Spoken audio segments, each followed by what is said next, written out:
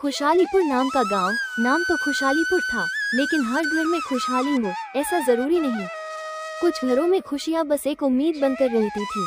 ऐसा ही एक घर था मोहन का, जहां की सबसे नई सदस्य थी राधा, मोहन की पत्नी। राधा को आए अभी 1 साल भी नहीं हुआ था, लेकिन इस 1 साल ने उसकी जिंदगी को पूरी तरह से बदल दिया था। राधा उठने ही वाली होती है कि अचानक बाहर से एक तेज आवाज आती है। ये दमयंती देवी की आवाज है। अरे ओ अभागिन, सूरज चढ़ गया और तू अभी तक सो रही है। ये तेरे मैके का घर नहीं है जहाँ रानी बनकर सोई रहे। उठ उठ, सुबह का काम पड़ा है, तुझे कोई चिंता ही नहीं है। राधा हड़बड़ाकर उठ बैठती है। उसकी आंखों में नींद के साथ साथ एक गहरा डर भी है। वो तेजी से अपनी साड़ी ठीक करती है। हे भगवान, फिर शुरू हो गई, आज फिर क्या होगा।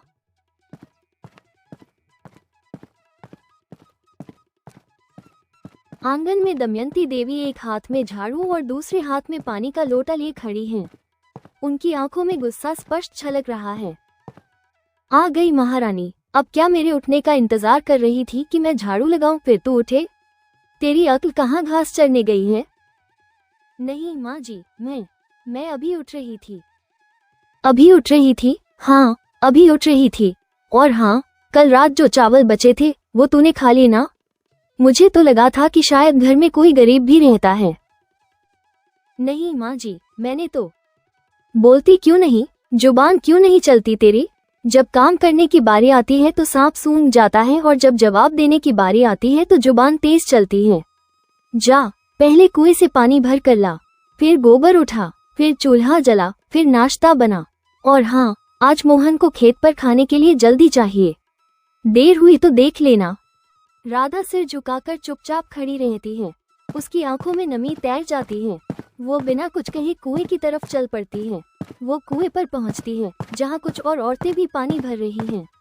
क्या हुआ राधा, आज फिर सुबह सुबह डांट पड़ गई। तेरी सास तो भगवान जाने किस मिट्टी की बनी है। बेचारी राधा, तेरी किस्मत में ही दुख लिखा है। तेरी सास तो, हे भगवान, ऐसी सास किसी को न दे। राधा बस एक फीकी मुस्कान देती है और अपने घड़े में पानी भरने लगती है। उसकी आंखों में अब साफ साफ आंसू झलक रहे हैं, जिन्हें वो छिपाने की कोशिश करती है। कहाँ फंस गई, मेरा घर, मेरे माँ बाप। वहाँ तो कभी किसी ने तेज आवाज में बात भी नहीं की। और यहाँ तो हर सुबह एक नई परीक्षा होती है। राधा रसोई में जल्दी जल्दी चूल्हा जलाकर खाना बना रही है। उसका चेहरा धुएं और पसीने से भीगा हुआ है। दमयंती देवी बार बार रसोई के दरवाजे पर आकर उसे टोकती रहती हैं। अरे क्या कर रही है, 2 घंटे हो गए, अभी तक रोटी नहीं बनी। मोहन को खेत जाना है, क्या वो सुबह सुबह भूखा जाएगा। बस माँ जी, आखिरी रोटी बन रही है। मोहन नहा धोकर कपड़े पहनकर आता है।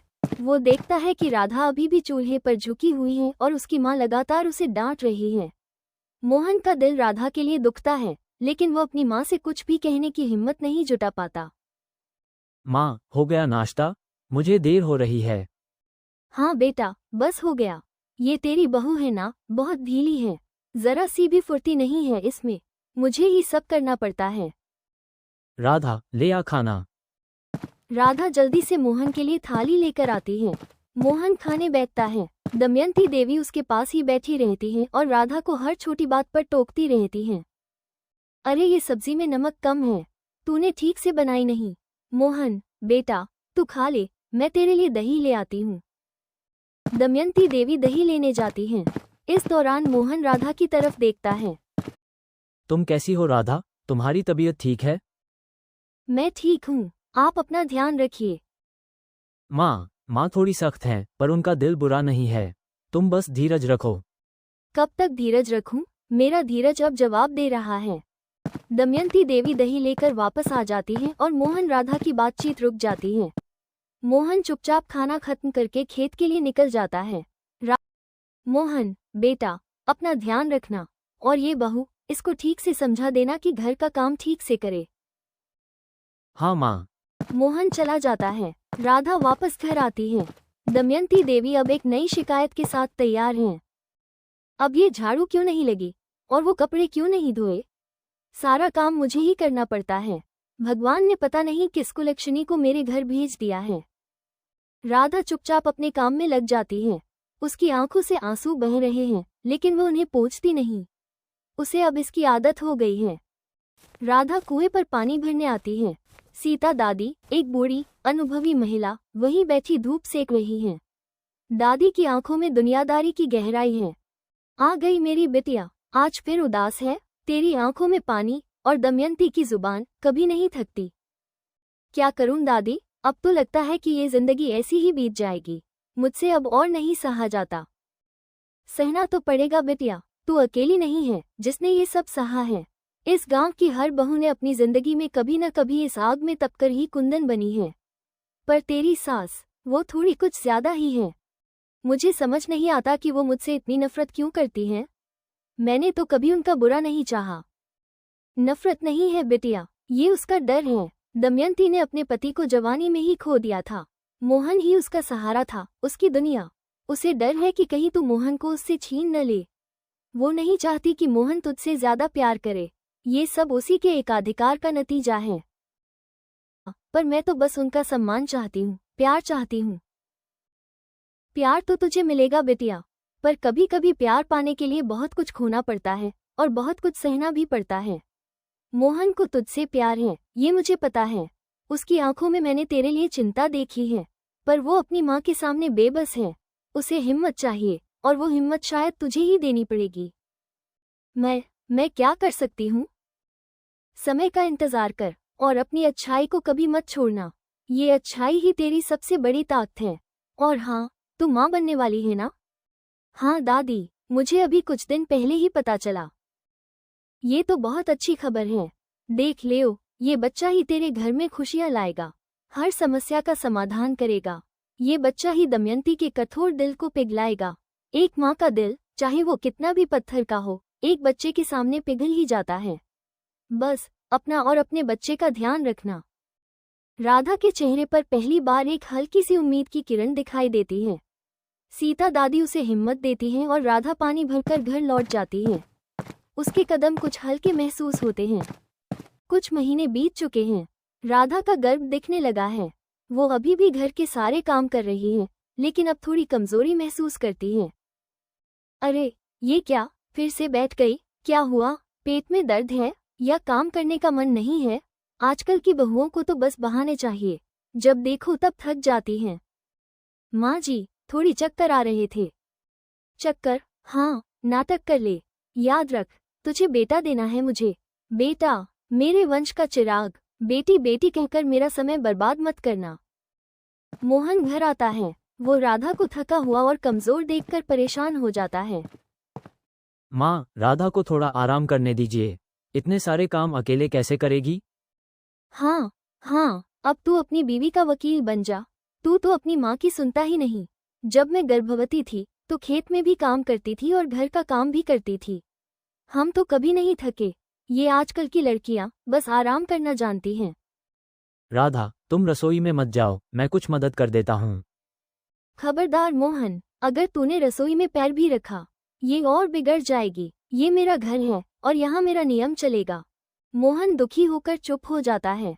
रात में जब दमयंती देवी सो जाती है, मोहन चुपके से राधा के पास आता है। राधा, तुम ठीक हो ना? माँ बहुत बोलती हैं, पर तुम उनकी बातों का बुरा मत मानना। बुरा कैसे न मानूं? उनकी हर बात मेरे दिल को चीर देती है। और आप क्यों कुछ नहीं कहते? क्या आपको नहीं दिखता कि मेरे साथ क्या हो रहा है? मैं क्या करूं राधा, वो मेरी माँ है। मैं उनसे कुछ कहता हूँ तो वो खाना पीना छोड़ देती हैं, बीमार पड़ जाती हैं। तो क्या मैं बीमार पड़ी रहूं? क्या मेरी जान की कोई कीमत नहीं? और अगर मुझे कुछ हो गया तो? मेरे बच्चे को कुछ हो गया तो?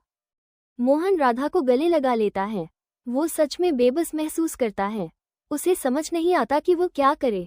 वो जानता है कि वो अपनी माँ के आगे खड़ा नहीं हो सकता और राधा को भी ऐसे नहीं देख सकता। राधा को प्रसव पीड़ा शुरू हो गई है। मोहन उसे गांव के छोटे अस्पताल लेकर जाता है। दमयंती देवी घर पर ही रहती हैं। उनकी चिंता बस एक बात को लेकर है, बेटा। पता नहीं क्या होगा, भगवान करे बेटा हो, मेरे वंश का चिराग। अगर बेटी हुई तो मैं क्या करूंगी? कुछ घंटों बाद मोहन अस्पताल से घर लौटता है। उसके चेहरे पर खुशी है, लेकिन डर भी है। माँ, बेटी हुई है, बहुत सुंदर है, एकदम मेरे जैसी। बेटी? क्या कहा तूने? बेटी? मैंने कहा था ना कि मुझे बेटा चाहिए। कुलक्षणी, इसने बेटी ही पैदा की। इसका तो भाग्य ही खराब है। माँ, ये क्या कह रही हैं आप? बेटी लक्ष्मी का रूप होती है। लक्ष्मी? मेरे घर में तो पहले से ही लक्ष्मी है। मुझे तो वारिस चाहिए था जो मेरा नाम आगे बढ़ाए। जा, उसे कह दे कि दोबारा बेटी पैदा न करे। अभी से कह दे कि अगर दूसरी बार भी बेटी हुई तो मैं उसे घर में नहीं रखूंगी। मेरी लक्ष्मी, मेरी बिटिया रानी। मोहन अंदर आता है। राधा उसे देखती है, उम्मीद से। मोहन का चेहरा उदास है। क्या हुआ, माँ जी खुश नहीं है? माँ खुश नहीं है। वो चाहती थी कि बेटा हो। राधा के आंखों में आंसू आ जाते हैं। वो अपनी नन्ही बेटी को देखती है जो पूरी तरह बेखबर अपनी माँ की गोद में सो रही है। राधा का दिल दुखता है, पर वो अपनी बेटी को और भी कसकर गले लगा लेती है। कुछ दिनों बाद राधा और लक्ष्मी घर आते हैं। दमयंती देवी लक्ष्मी को देखने से भी मना कर देती हैं। राधा को अभी भी सारे काम करने पड़ते हैं, बच्चे की देखभाल के साथ। अरे, ये बच्ची रात को इतना क्यों रोती है? शांति से सोने भी नहीं देती। इसे चुप करा, मुझे नींद नहीं आती। राधा रोती हुई लक्ष्मी को चुप कराने की कोशिश करती है, कभी कभी आधी रात को भी उठकर। वो थक चुकी है, पर अपनी बेटी के लिए सब सह लेती है। लक्ष्मी अब 1 साल की हो चुकी है।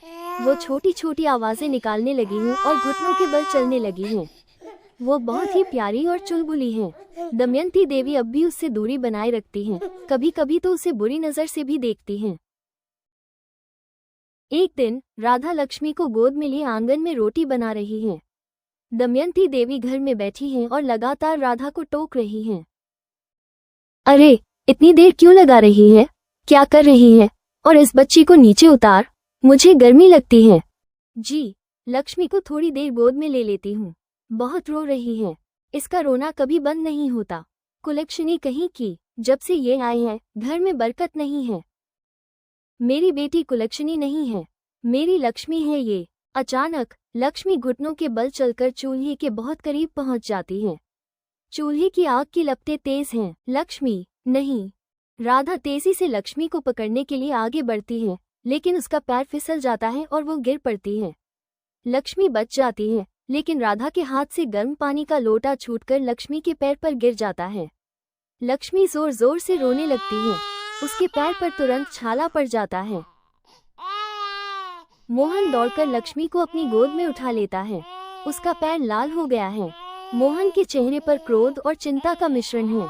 वो अपनी माँ की तरफ देखता है, जो अभी भी अपनी जगह पर बैठी है। उनके चेहरे पर कोई भावना नहीं है, बल्कि एक अजीब सी उदासीनता है। माँ, ये सब कैसे हुआ? आप यहाँ बैठी क्या कर रही थीं? आपको नहीं दिखा कि बच्ची खेल रही है? मैं क्या करती, मैं तो अपनी जगह बैठी थी। ये इस राधा की लापरवाही है, बच्ची को ध्यान से नहीं रखती। मोहन के कानों में ये बात तीर की तरह चुभती है। उसकी माँ अभी भी अपनी गलती मानने को तैयार नहीं है, बल्कि राधा पर ही इल्जाम लगा रही है। मोहन का धैर्य टूट जाता है। बरसों का संचित क्रोध अब बाहर निकल आता है। दमयंती देवी मोहन के इस रूप को देखकर स्तब्ध रह जाती हैं। उन्होंने मोहन को कभी इस तरह गुस्सा होते नहीं देखा था। मोहन, तेरी हिम्मत कैसे हुई मुझसे इस तरह बात करने की? अपनी माँ से? तू इस औरत की वजह से अपनी माँ को भूल गया है? मैं किसी को नहीं भूला माँ, पर मैं अंधा नहीं हूँ। मैंने सब देखा है। बचपन से मैंने आपको हर चीज़ कंट्रोल करते देखा है। मेरा पूरा जीवन आपकी मुट्ठी में रहा, पर अब नहीं। मेरी पत्नी, मेरी बेटी, मेरी खुशियाँ, अब मैं आपको इन्हें बर्बाद नहीं करने दूंगा। मोहन राधा की तरफ देखता है, जो राधा, उठो, हम तुरंत लक्ष्मी को डॉक्टर के पास लेकर जाएंगे। लक्ष्मी अभी भी दर्द से रो रही है। मोहन लक्ष्मी को गोद में लेता है और राधा के साथ डॉक्टर रमेश के पास जाने के लिए निकलता है। अगर तुम इस घर से बाहर गए तो लौटकर मत आना। मैं तुम्हें इस घर में नहीं घुसने दूंगी। मोहन एक पल के लिए रुकता है, फिर पलटकर अपनी माँ की तरफ देखता है। उसकी आंखों में दुख है, पर दृढ़ता भी है। मोहन राधा के साथ डॉक्टर की ओर निकल जाता है। दमयंती देवी अकेली आंगन में खड़ी रह जाती हैं। उनका अभिमान चूर चूर हो गया है। मोहन का ये रूप उनके लिए पूरी तरह से नया था। डॉक्टर रमेश लक्ष्मी के पैर का इलाज कर रहे हैं। राधा और मोहन चिंता में बैठे हैं। चिंता मत करो, ज्यादा गहरी चोट नहीं है, बस छाला पड़ गया है। दवा लगा दी है, जल्दी ठीक हो जाएगी, पर थोड़ा ध्यान रखना पड़ेगा। तुम ठीक हो ना राधा? तुम्हें चोट तो नहीं लगी? मैं ठीक हूँ, बस लक्ष्मी ठीक हो जाए। मोहन राधा का हाथ पकड़ता है। दोनों एक दूसरे को देखते हैं। उनकी आंखों में एक नया बंधन, नई समझ दिखाई देती है। अगली सुबह मोहन और राधा लक्ष्मी के साथ घर लौटते हैं। दमयंती देवी आंगन में अकेली बैठी हैं। पूरा घर खामोश है। लक्ष्मी अब ठीक है। मोहन और राधा लक्ष्मी को लेकर एक कमरे में चले जाते हैं।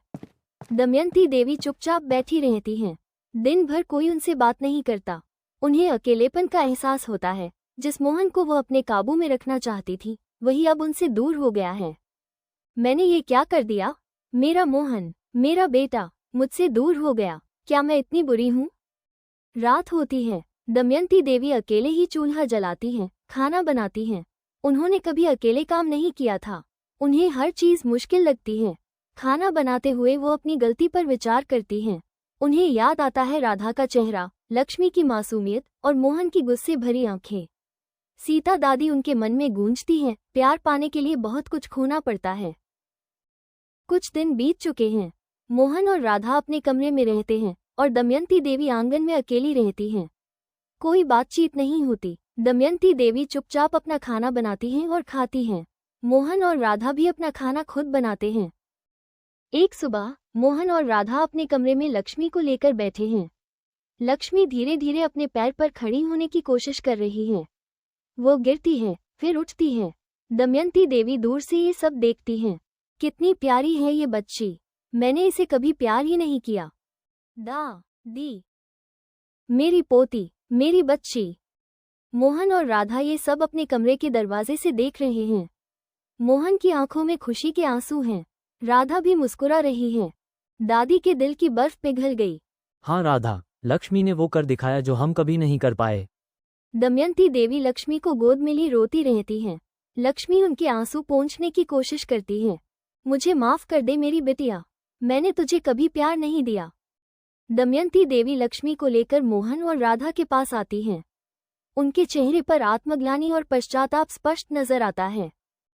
राधा, मुझे माफ कर दे। मैंने तेरे साथ बहुत बुरा किया। मैंने तुझे बहुत सताया। मैं अंधी हो गई थी अपने अभिमान में। मुझे माफ कर दे मेरी बच्ची। नहीं माँ जी, आप ऐसी बातें मत बोलिए। आप मेरी माँ हैं। मोहन भी भावुक हो जाता है। वो अपनी माँ और पत्नी को गले लगा लेता है।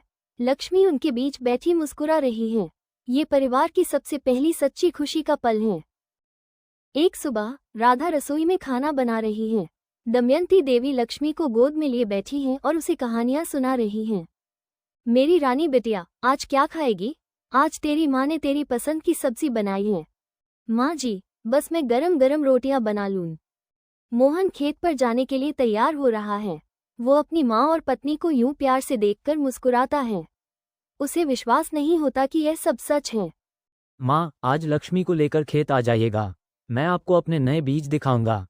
हाँ बेटा, जरूर आऊंगी। अब तो लक्ष्मी के बिना मेरा मन ही नहीं लगता।